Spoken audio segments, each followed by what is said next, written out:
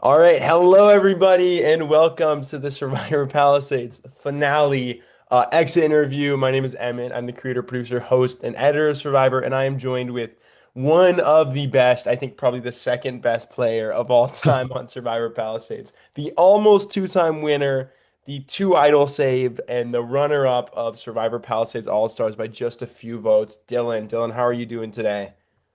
Emmett, thank you for that sparkling introduction. I'm doing well. I'm doing very well, and I'm happy to be here.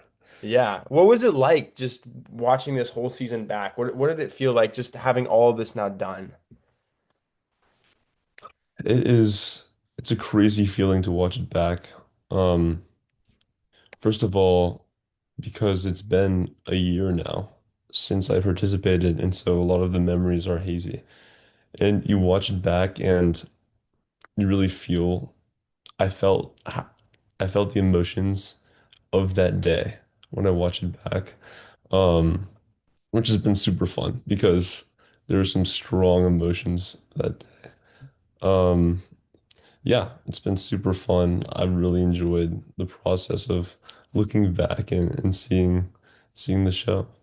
Yeah, I think I remember you telling me at the premiere, you're like, wow, I'm like as stressed as I was that day watching myself play. Is it Yeah. stressful to watch back? Oh, it's so stressful. Gosh, the whole game, not knowing, like the whole game assuming I was going home and just the up and down, that was crazy. Yeah, absolutely insane. And so much credit to you. Week after week, I think people have just been growing on you more and more, and it's just been so fun to watch, knowing your inevitable outcome and that you're just gonna keep trucking along and making it far. Yeah. Some insane strategy to do that too. I know you like to credit it to luck. I would say there is very little luck involved with that. You played such a good social game and had such good reads on people, especially for watching the limited amount of Survivor that you did have going in. That was really cool. Did you expect to make it as far as you did? Mm. Well, first of all, thank you for that compliment. Um, I would say no, because I thought I was going to do pretty well going into the game, but then once the game had started, I thought I was cooked. After the first vote, after Gage was voted off, I thought for sure I was going to follow him next unless I could make some crazy plays. And so it was an uphill battle. And so in the game, I was honestly shocked at how well I did. Um, I guess though, it makes to give myself a little bit more credit, I'm not so surprised. There you go. Awesome. Well, let me take that back. Awesome. Let's just jump into the whole season here. I want to start with seasons one and two. So you played this game. You're one of the first to ever do it. You did it when I think you were a 12-year-old the first season. You win the season, then you do fans versus favorites. You get sixth place. What was that like early game experience like when you played the first two times? Like, how did it differ from this one? What was it like to do that as a young person? All of that. Yeah, it's a great question, and it's a super fun question to answer because I haven't necessarily thought about those games because this happened so long ago. I would say being such a young child, it was a very fun opportunity to be mischievous, Mm. to lie. As someone who kind of been, I'm very sneaky, but I hate to lie. And so it was a situation where I was allowed to be however devious, sneaky I wanted to be, and there's no repercussions. Um, so I really enjoyed it as a kid. However, I will say there was not that much strategy. There's no overarching plan for how I was going to win the game. It was mostly just a scramble from each moment to the next. And, I had never seen Survivor before. So figuring out the game mechanics on the fly and just trying to interact with people the best I could. Totally. Yeah. So you get the call to do All-Stars. I know you were a little more hesitant to come back than everyone. You ended up deciding to play it eventually, but you didn't know like, oh, I've done this before. I don't know if I need to do it again. Um, so you come into this game maybe like a little less prepared maybe as everyone else, would you say? What was the prep process for you like compared to other people? Well, yeah, the prep process for me was non-existent. Um, I think I watched a couple videos on survivor strategy, namely sandbagging. Yes, I remember And you're talking about sandbagging to me. You want to yes, explain it for everyone who's watching at home? sure. And, I'm not the best person to explain, but I think sandbagging is the concept of trying to downplay your abilities and fly under the radar so that the focus is on other people and you can sneak, past the votes without even getting mentioned. For me, probably that was my biggest challenge. My biggest challenge is that I was always under fire. I think just for having been a pretty athletic, physical guy since I was little, I was always winning challenges and people were always trying to get me out because of that. So I was coming in with the expectation of chilling out this semester. I mean, whoa, The that's season. crazy. Chilling out this season. And yeah, that was about it though. That 10-minute video and thinking a little bit about strategy was my whole prep. And I still haven't watched any season of Survivor start to finish. Yeah. So tell me a little bit about when you get there on that day. You're in a group initially with Vanessa, with Abigail, with Stratton, that opening car. You see maybe Gage walking in. Maybe you hadn't seen Sean in quite a while. Tell me about just seeing all the people, the adrenaline, maybe what you were thinking about all the certain people, anyone you had your eye on, stuff like that. Yeah, it was a weird feeling.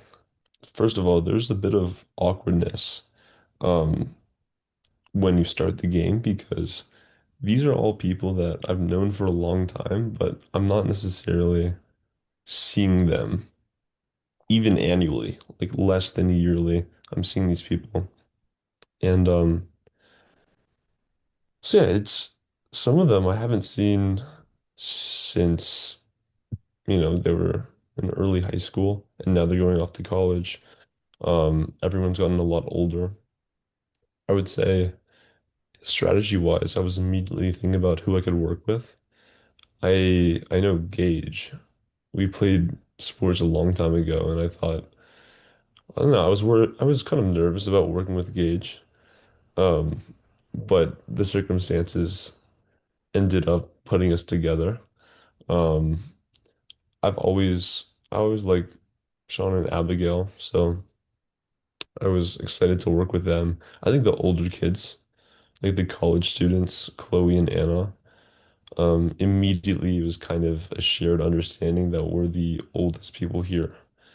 And yeah, contrast that with Vanessa, who is quite young, well, I guess is quite young, um, for the average player age.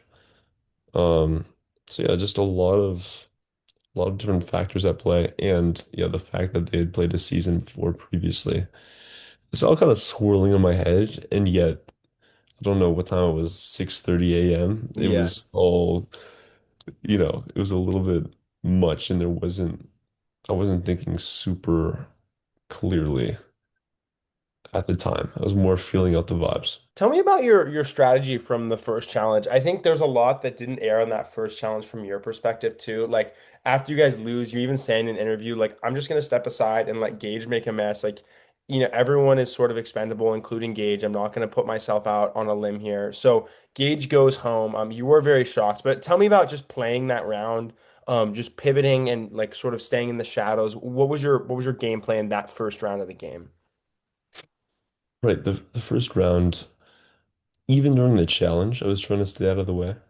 For example, I started doing the puzzle, and then Mm, pretty quickly I realized that I wasn't making much progress, so subbed out and very happy to sub out, and honestly, very happy to not make progress. I mm. didn't need to perform. Um, so I kind of carried that philosophy through towards the strategy after the challenge. And yeah, Gage. I realized that it would be bad if he got voted off because then it's such an easy transition to vote me off as the next boy. Right. So partially like as as the talking commenced, I realized that I would protect him, and yet he was, no offense to Gage, he was blunder like kind of, you know, fumbling Right. around, and I was actually shocked because he could not tell a lie to save his life and like immediately fumbled. Um, and so I kind of knew that he was cooked. And still I really didn't want him to go home. Um, but I knew he was kind of cooked, and I knew he was cooked before I was cooked. So that whole round was kind of trying my best to save Gage, but I wasn't too nervous yet because I knew I probably wasn't going to go home. For sure. Yeah, all right. So let's go through this game a little bit. I mean, first of all, the water challenge, absolutely hilarious when you're just dragging Sean. Just Oh, give me oh my give me a 30 seconds on how fun the water challenge was for you. oh my gosh, the one with the life Yes. server. Wow. So that was super fun. I was really excited on the sidelines thinking about playing because I just love roughhousing. I love wrestling. It was totally up my alley. And I realized I was going to go 1v1 with Sean, which I was super excited for. He's a good, great athlete, very strong. And wow, you say go, and I didn't really hear it.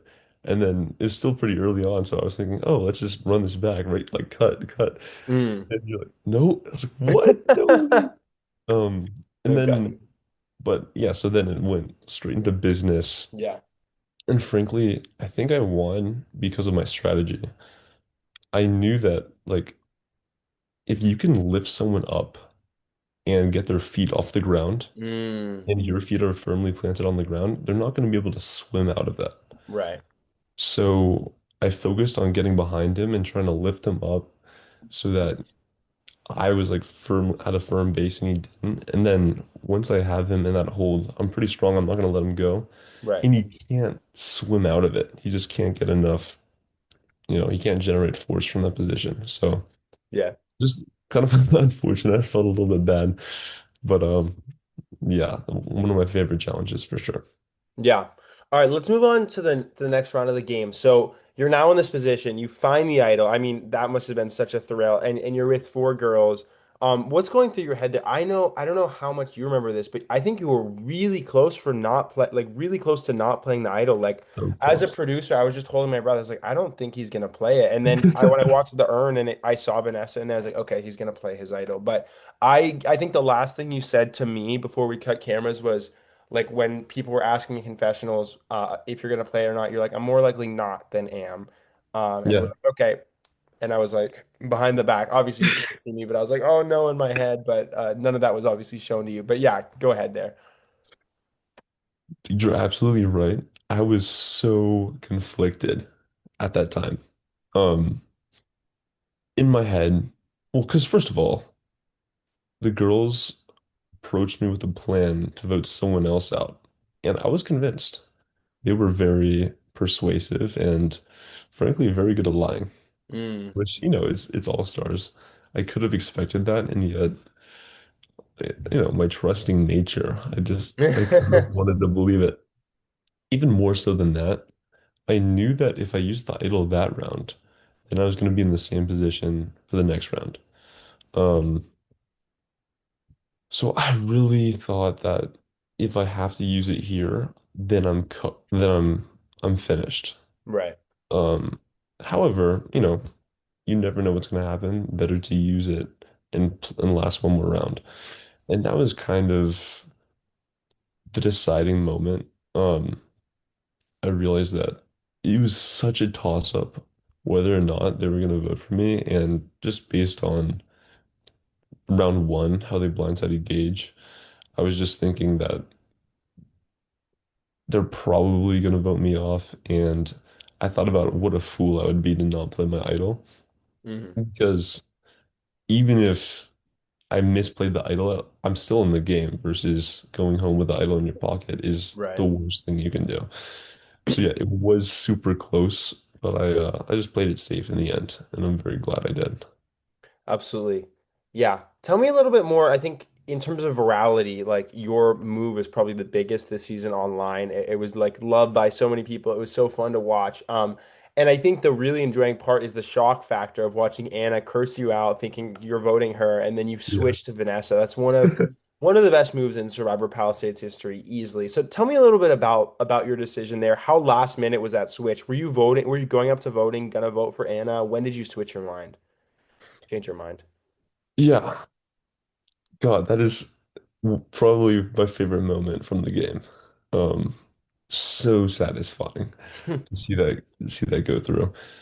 That, as soon as I realized that I was going to play the idol, which was 30 seconds before I sat down at tribal, maybe even at tribal, I realized that if I'm going to vote someone off, I can just choose whoever I want gone.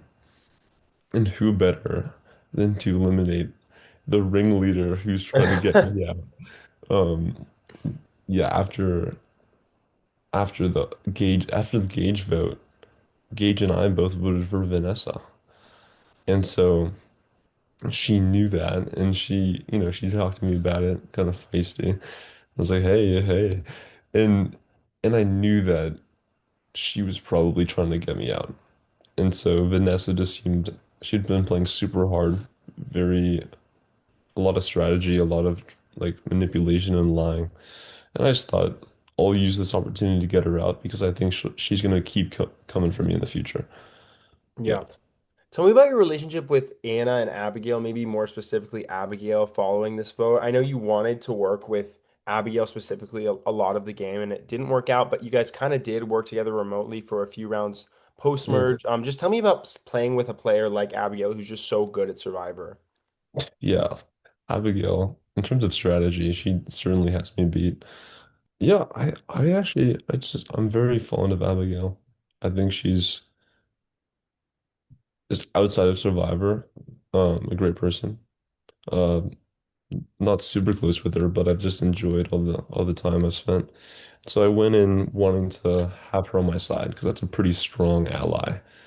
And also, I don't think she's one to lie a lot. Like her game is not just a web of deceit.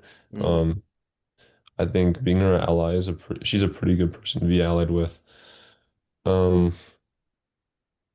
yeah, it just I felt like from the beginning I was in such a disadvantageous position that if you're Abigail, you don't want to work with me because why would you choose me when I'm already on the chopping block? So she's too smart. Like she was too smart to want to ally with me, which is fair. Um, so yeah, it didn't work out, but well, I guess in the end it kind of did. yeah.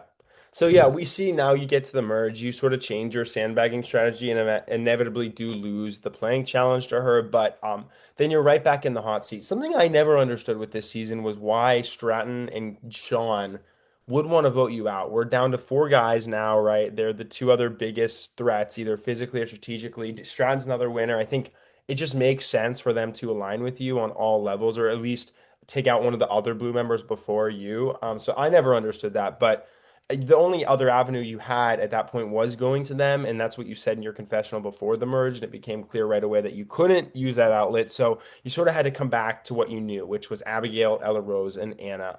Tell me a little bit about the Stratton vote, sort of flipping it. What was your goal here? What was your perception? Was it anyone but you at that point? What did you think? Yes, at that point it definitely was anyone but me. This is right after the merge, right? Yes, first vote. Yes, I remember Yara was surprised that I was still in it. They thought it was Dunzo, and I did too. And I think pretty immediately their plan was to get me out next. I think just because I was an easy vote. Um, and so going into that round, it really was anyone but me. I thought that I was gonna go home, and so Stratton is he was a very easy target because he won the round prior, and I wouldn't have wanted to get him out because no one was gonna like I don't think we were gonna let him win twice in a row. Right. Um, so he was an like an easy target late game. And so that kind of like me, where I feel like you can just put off voting him and then you're always going to vote him later. Right. So I didn't want to get him out, but there was already some momentum and it was super easy to convince people. Yeah. And that's kind of what led to that vote. Yeah. Let's get to the next round of the game. So you are now two votes in. You're now two tribals in a row getting votes. And then at this next vote, you end up sending home EllaRose. And this is where you sort of start to take power and not only do the people watching, but you start to realize that you're really a threat to win this game. You start being able to, get through the cracks here. You almost sort of drive the EllaRose vote. You realign with the guys and you target EllaRose here, which I think was a really good choice for someone to target for you. Tell me a little bit about that round of the game for you. So, right. Yeah, that's a good question because, well, and I want to say, first of all, that I didn't feel that powerful. At this point, I'm still reeling from all of the threats against me and all the people trying to send me home. And so I'm just thinking, I really am holding on and gleefully directing the spotlight away from myself. Ella Rose is someone who's a very good strategist, and she and Vanessa were scheming the whole game, and I could see that pretty clearly. And she was also one of the girls who was trying to vote me off to begin with. And so she had me in her sights as a target from the pretty early rounds. Combine that with like a lot of there's a lot of ammunition against me anyway. So I thought she would probably cause some problems for me in the future. And so yeah, she was just a good target for me to go after at that point in the game. And then in terms of like getting my power back, it didn't feel that way to me. I would just say it felt like the game was shifting. And I was in the hot seat for so long, people kind of decided that I was always going to be able to get voted off. Hmm. And this was my strategy. I literally had told people, you know, I- like I'm a pretty big threat. I think that I'm not going to last to the last rounds anyway. I'm going to get voted off eventually. But I think for now, like it's in your best interest to get this person off Mhm. before me because I'm going to be so easy to vote off. And so by kind of taking that, yeah, I guess sandbaggy approach, Yeah. um, I was able to step back from the hot seat. And I guess, yeah, now that you say it, yeah, my power increased, which is weird. My threat level decreased and my power increased. Yeah. One of my favorite moments of the season is the next round is the auction where everyone is so afraid to buy stuff and you're just getting Yeah. all this food. Tell me a little bit about that. Oh my gosh, right. So the tension is so high in this game, and we're all sitting at the auction. I'm getting a little bit peckish. I'm a pretty hungry guy in general. Um, And I know that everyone has seen Survivor. They know how important the auction is, and they're all gonna waste their money trying to get one important thing that probably is not even gonna help them. It's the Um, reason Abigail went home. So yeah, it honestly is a double-edged sword for sure. yeah, yeah, and it's so I went in thinking no one's gonna want to bet on the early rounds, and so I knew I was gonna be able to get some stuff at a bargain. Um, and yeah, I wanted the milk tea, I wanted the sandwich. I wanted, I was on, yeah. So I went in betting. I went in offering money and super happy. I think not only was it kind of funny, because I didn't actually need all the food that I was trying to get, but it was also the right play because it further, um, reduce my threat level because Yeah. how are people going to take me seriously when I'm Mm. spending all my money on a sandwich instead of trying to go for the strategic plays? So it was there was definitely some method to it. It That's wasn't, yeah. yeah. Sorry, go ahead. Yeah, it's just definitely I wasn't just hungry and not thinking about the game. It was all for purpose. Like it was all, down to my plan. And yeah, I knew that everyone was going to try to get the same items and I probably would waste my money anyway. So just trying to make sure I got fed. Yeah. That's a really great point. Another interesting way to sort of sandbag in Survivor is to like sort of play the fool a little bit, be like, I just want food. I'm not thinking about the strategy. And this is the round where we really see you go underground. Like you go down and you hide. I think we barely even show it in the confessionals, but you do have confessionals. I'm not sure if this one aired or not, where you really are super adamant about making literally no movement this round specifically. I think a big reason that is because you're now in the guys alliance, but you do want Sean to be perceived as a bigger threat than you, which he inevitably is. And so you get away with not getting any votes. Yeah, at this portion of the game, Abigail goes home. Just talk to me maybe a little bit about that, a little bit about that insane tribal council. What was it like? Oh my gosh. Um, yeah, that was a wild trouble council. And Chloe, Chloe has been doing outrageous things throughout the whole game. So yeah, credit to her, first of all. That was another impressive move. They kind of, honestly, I don't know if I would have the guts to play that, but yeah, that Tribal Council was a pretty big moment. For me, it was a little bit of a rest. Yeah. From being really worried about going home. It was one of the first couple rounds that I was thinking about strategy and think about who else to get out. And so very welcomed, you know, rest from the anxiety for me. Um, Between Abigail and Sean, I don't think I had a super strong agenda. I think I wanted to preserve the boys' alliance a little bit longer, so Abigail made more sense. Um, yeah, honestly, for me, not not a crazy pivotal moment of the game. Yeah. Tell me a little bit about the Boys Alliance. Did it feel just like a voting block pretty much from the start, or did it feel like it was an actual alliance with wheels on it? Did you ever trust Sean and Jace really deep into the game?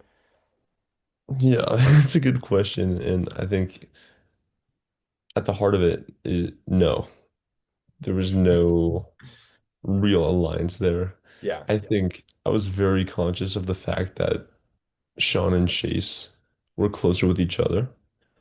Um, And Sean had and voted for you also at this point, so yeah, yeah. So, I mean, the whole game, I went in with the mindset of providing value to other players. And, I think this is true for life, and this is what my parents always taught me. But if you want someone to do something, you have to show them why it's in their best interest. mm, And so, yeah, I took that mentality with me to this game, and all my persuasion was aimed at trying to make people feel like they're doing what's best for them. And it was the same for the Boys Alliance. I think that as the minority, with less boys than girls, it was important to preserve our numbers. And so yeah, it was not a strong alliance. It was more practical, and I knew it could collapse at any time. Yeah. yeah. Tell me about your perception of Chloe, like throughout this game. When you started the game, when you're in the end game, did you see her as this just like gargantuan threat that she was? Like, did you perceive her as this insane player for most of the game? Not at all. Not at all. I knew she was clever. I know she's very smart. But I did not realize that she was had such a sharp survivor strategical mind. Um, I didn't realize that it was her controlling the game to the extent that she was. I didn't see her as the biggest threat. I think just that was one of my biggest mistakes this season was not seeing Chloe for what she was. Mm, Just like a true all-star. For example, there was a vote where we could have voted for Sean or we could have voted for Chloe. And I was thinking, like, why get Chloe? Let's get Sean out. He's the bigger threat. In hindsight, that that moment there changed the game. And I could Mm, have, you know, if I'd seen her as the threat that she was, it would have been different. But yeah, I would say no. She was definitely under my radar. And I think due to her very, very like sophisticated social game, was most people were not clocked into her threat level either. yeah. Yeah, tell me a little bit about that next round. I think that's really interesting. The episode 7 round where you inevitably vote out Sean instead of Chloe. I think it's complicated, right? Because Sean had said your name at this point, and I think you had some inklings. I think this didn't Yes. air either, but part of the reason you also want to get away from Sean and Chase is at the end of the episode 6 round where Abigail goes home. You overhear Sean and Chase talking about if they're smart, they should vote for Dylan, not me. And that makes you a little bit sus of Sean basically sort of throwing out your name in some regard. But he does actually end up throwing out your name the next round. A lot of people online were wondering how this is going to pay off for you. There was like a really big divide on if this was good or bad for you. It's honestly even tricky to say with how the game progresses here. I think if you keep Sean, you have a big shield in front of you, you have more of a number. At the same time, he was voting for you, so it didn't really help either way. I guess seeding can power to the girls is not good, but at the same time, if Sean is coming for you, whether he's in the game or not, how much of a number and a shield is he really for you? So I think it's quite a turn up. Or toss up, excuse me. Um, that's so funny. Tell me a little bit about like the whole idol situation on this day. You were the only other person to find one besides Chloe, and then I guess Abigail had one for a second. A lot of people online were also saying like what everyone is doing makes sense under the information that no one else has an idol. But like now seeing Chloe have an idol this whole game, did you think like maybe she could have had one or there was anyone left throughout that end portion of the game? What was your head there? Hmm. Yeah, I I think I wasn't thinking about the idol very much. Um, in the back of my mind, I knew that someone from the other tribe probably had an idol, but as to who it was, really wasn't in my realm of, you know, factors that I was considering. Yeah, I would say there's so much going on that the idol wasn't even on my mind at that time. yeah. Um, yeah, yeah. And yeah, did you want me to talk about something else? No, that was perfect. But let's keep talking about this round. I think this round has so much nuance to it where Chloe ends up playing the idol for you. Oh, Um, okay. I I want to hear first about your perception of Sarah on that day. Did you see Sarah as you talked about maybe not seeing Chloe as the threat that she was? Do you think you saw Sarah as a really big player or sort of underestimating her going into the final five? What were you thinking about these other four players? Honestly, yes, Sarah, I didn't see as a huge threat. Sarah was a player that I think I could beat in the final three. I think I threw out her name just because it was in my benefit to get her out. But Mhm. yeah, Sarah, I didn't think it was a huge threat, and I still, well, she's a great player actually. So she was a threat, but no, she wasn't really on my radar. I would say Sean was high on my threat level. Um, Anna not so much. Chase not so much. Chloe towards the end was very high. I knew that she was, if I wasn't gonna win, that she was probably gonna win. And then Sarah was definitely above Chase and Anna Yeah. in terms of threat level. Yeah. Yeah, okay, let's keep talking about this round. So I think this was the point in the game where you were most sure it's over. It's done for. And then this miracle Oh my named God. Chloe Smegla flies in with an idol. Chase turns on you there with no hesitation too. I just want to, what were you thinking in that moment? I mean, it's so fun to watch you in that moment when you hear about the idol. You're like, what? And she's like, don't react, don't react. But tell me a little bit about about that round and just like the juxtaposition of emotions that happened within 10 minutes. That round. is kind of a microcosm for the whole game for me. Mm, Um, you're right. I was pretty sure I was going home, and at this point, I had made it so much farther than I thought possible. And I thought, you know what? I think I'm going home. I tried to throw some strategy, but nobody was hearing it. Everyone knew they were voting for me. And so at that point, I was in my head making peace with it. I was thinking, okay, I've been here for, how many hours? I 13. did, I, I have to, I'm proud of myself. Like I did pretty Yeah. well. I think it's amazing that I got this far. And of course, I was still trying. I wasn't just gonna go quiet into the night. But I knew that there was not much I could say to persuade anybody at this point. Yeah. And maybe it's the wrong mindset. But that is just after hours of like up and down and just emotional exhaustion at this point. Um, and then I I could not believe it when Chloe approached me. I couldn't even fathom why she would save me at this point. And yeah, she approached me and it was my only avenue forward, so I was ecstatic. I it's like in that moment I realized I didn't want to die. I wanted to live. And yeah, it was probably the most shocking moment of the game for me. I couldn't believe it. I was just dumbfounded. Um, I had so much respect, but I also thought that maybe it was a stupid move on her part. I don't think in the end it wasn't a stupid move, but yeah, it was a shocking move. Yeah.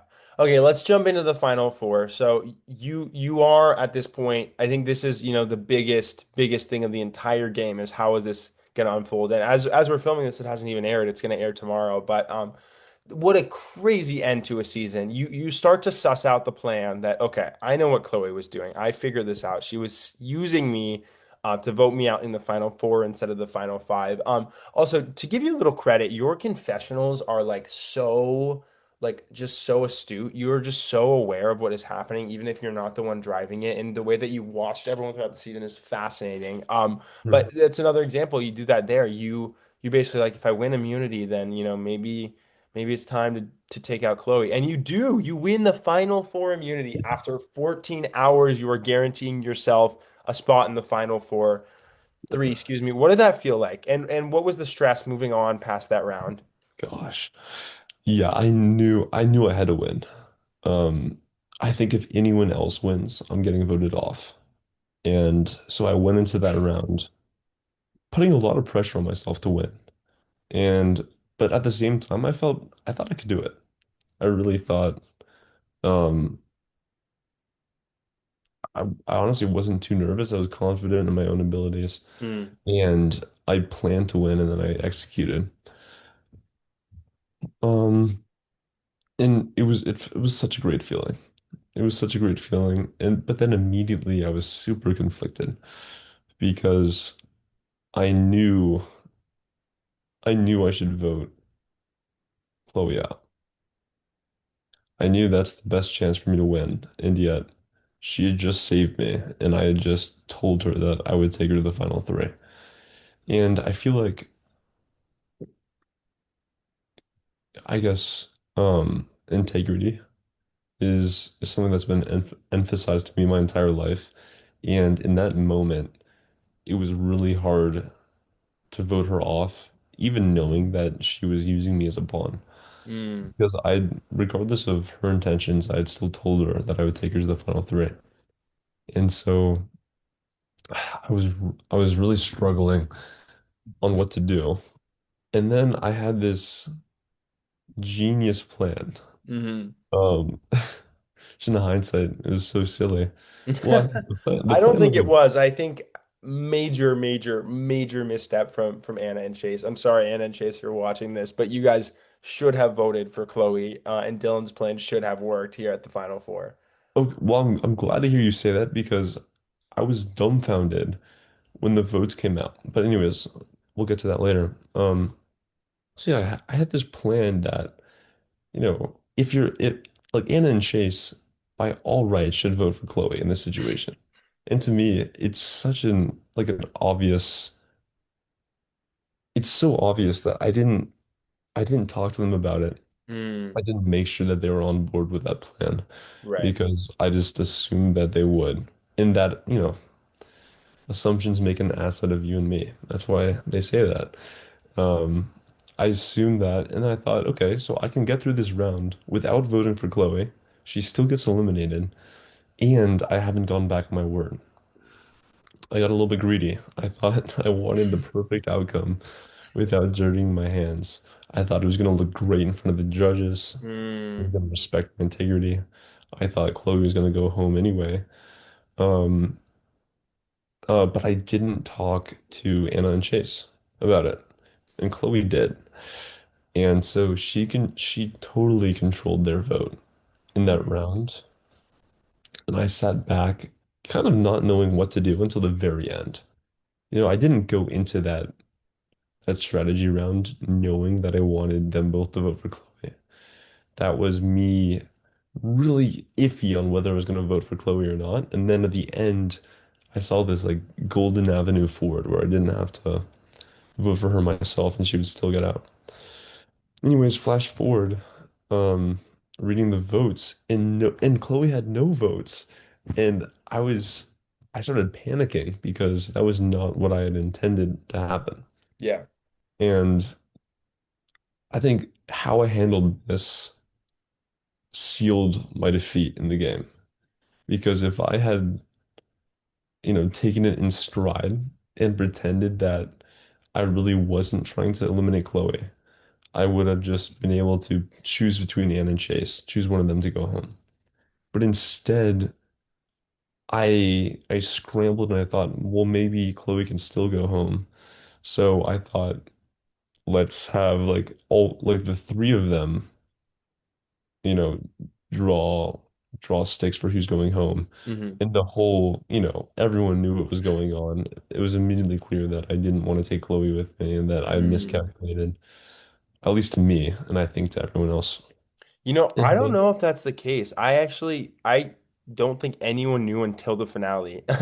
I'm pretty sure. okay, Yeah. okay. Okay, because well, that's good because I wasn't trying to make it obvious, and I realized that as I was saying, oh, I think maybe you three should draw on who's going home. I realized how sus that was, and so like I try to step back and do some damage control. But even then, it was I think Chloe did play a better game, so it was already too late. But Just to quickly jump in for the audience here. So what Dylan's referring to, it didn't end up airing, but basically what happened is after the vote tied, we didn't go to a revote. We're like 14 hours into the day. We don't have time. And so instead of doing that, Dylan and Chloe now have to agree on who goes home. If they can't agree, then everyone draw rocks, including Chloe. And Dylan said, well, I'd rather have all three. What if I don't decide? And then, production had to be like, well, you have to cast a vote. Every vote in Survivor, that'd be like not voting. So you do still have to say a name, and then Chloe can choose to agree with it or not based on voting differently, if that makes sense. So that was Dylan's thought process there. I don't think anyone picked up on that at all. At Final Tribal, you still are like, I was doing it. I wanted to take the honorable route and take Chloe to the end and not vote for her. And everyone believed you. So I think you got away with that, honestly. okay, yeah, that's Yeah. good. That's good. It's one of my few regrets from the day, was the way I handled that situation. Um, yeah, I think one of my most clear mistakes as well was not laying some foundations for that plan to succeed. Mm. Yeah. Yeah, and I think had that plan succeeded, there's no doubt you win Survivor and become the first and only two-time winner. Yeah, wow. That would have been fun. That would have been fun. But no, I think yeah, please go ahead. No, yeah, go ahead. I don't have really many more questions here. Right. Well, I was just gonna give kind of a reflection of the season as a whole. Yeah. And I think although it would have been fun to win, I think Chloe played a better game than I did. Hmm. I think that well, first of all, I'm very proud of myself, and I think As you should be. I did a great job. Yeah. But at the end of the day, it wasn't me who had this grand plan and vision for how the game was gonna go. It was more me like miraculously surviving from one round to the next. Whereas Chloe just made some amazing plays, giving me her idol, won my respect regardless of the motivation. Mm, And yeah, yeah, she played Survivor how it was meant to be played. And I feel like I played Survivor how I play it, which is without too much knowledge of strategy and just trying to do my best and, be the most personable I can be. Um, so yeah, I'm so happy with how the season went. And I'm so happy for Chloe because she did such a great job. And yeah, so I'm not salty at all at the result.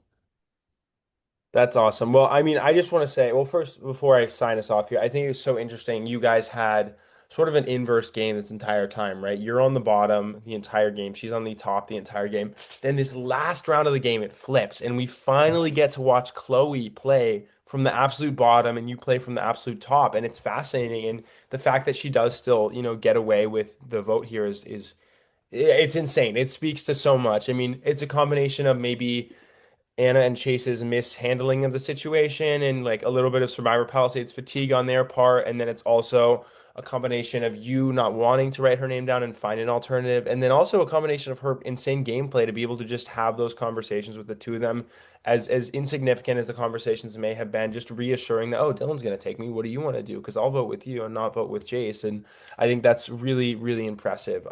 Survivor. Yeah, I totally agree. Yeah. So when that third vote came and it said Anna, did you know at that point, did you think I'm not winning this game? Or did you think going into final tribal there was still a little bit of hope? I mean, it was a 5-1 vote. It wasn't sealed. You almost were pretty close to tying it or maybe winning. Yeah, yeah, I would say I hadn't completely written myself off at that point.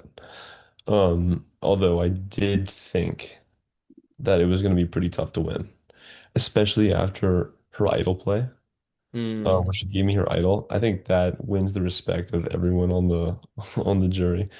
And so, no, I really wanted to lean into the whole honorable take Chloe with me to the end. Like, mm. look at my gameplay. You might think that I was just scraping by, but it was calculated. Um, yeah, but I do just think that she has more concrete gameplay to show as evidence of her amazing game, whereas me, Mm, I have more like physical prowess and just a knack for skirting the vote. Um, and so, yeah, I didn't write myself off. I thought I played a great game, but it's like, yeah, this, I don't know if, okay, no, I was gonna bring like a really weird analogy from my elementary school days. go for it if you want to.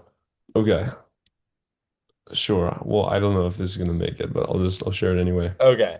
I loved handball in elementary school and I was pretty Okay. good.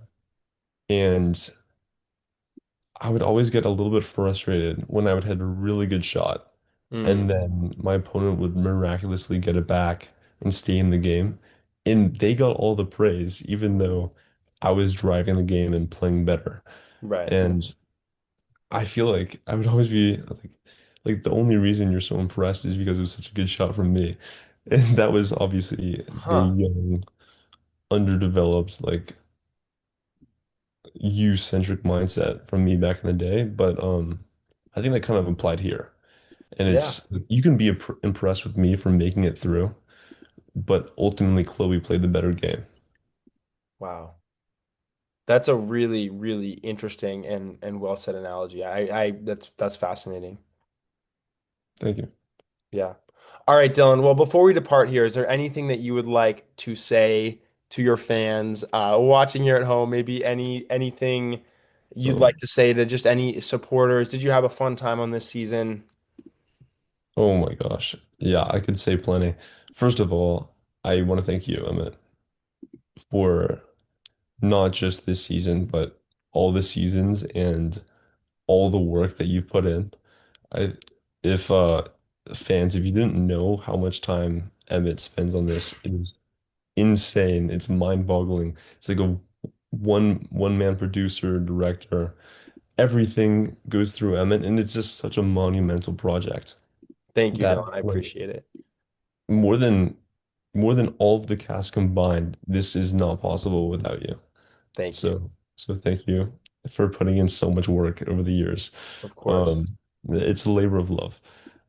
Absolutely. Yeah, to my fans, hey, thank you guys. It's been so fun. I love it's really fun to see comments on videos and Instagram Reels supporting me because, why wouldn't that be fun? It's kind of hilarious to see people rooting for me in the early game, and then the conviction towards the end game of like, oh, Dylan could win this. Um, yeah, it just brings a smile to my face, makes my day. Um, a couple of fans have actually reached out, which is really sweet. Shout out. And yeah, I'm trying to think of a message I want to leave with the audience.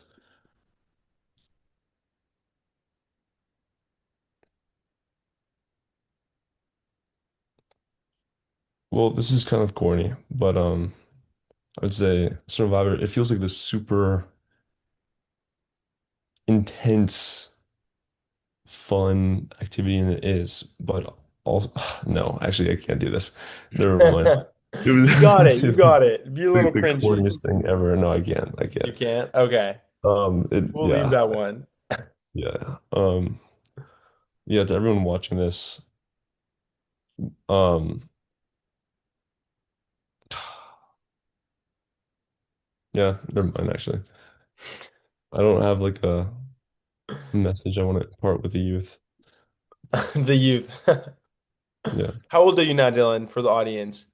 21, which is crazy to Wow. say because You started this when you that's were 12. that's pretty old. Yeah. Yeah. Yeah, 12 to Wow. 21. It's been a long road. Yeah. All right. Well, I just want to say from the bottom of my heart, Dylan, thank you so much for being a part of this for so long. You did not have to stay with it as long as you did, but you did, and I'm so grateful you did. I'm so grateful you did this season. You've just given everyone the most fun time. And really the storyline that you have this season, I think probably will go down as is the best storyline ever on Survivor Palisades easily. It is so fascinating and so fun to watch. And thank you for all your time that you put into this. I know you were even on this day, you had busy stuff around it and you made the time to do this season and play one more time. And I'm so glad you did. So thank you so much for everything with this show. Everyone watching at home, go check out Chase, Anna, and Chloe's exit interviews. If you're watching this far, I'm sure you've seen most of them or seen them all, but you should definitely make sure to check them out. You can hear Chloe speak right after this video airs. If you're watching it live, Chloe's is on at 10 a.m. Pacific time, 1 p.m. Eastern on Thanksgiving, on the day after Thanksgiving, excuse me. And just thank you guys so much for being a part of this journey along the way. This is me and Dylan signing off. Thank you guys.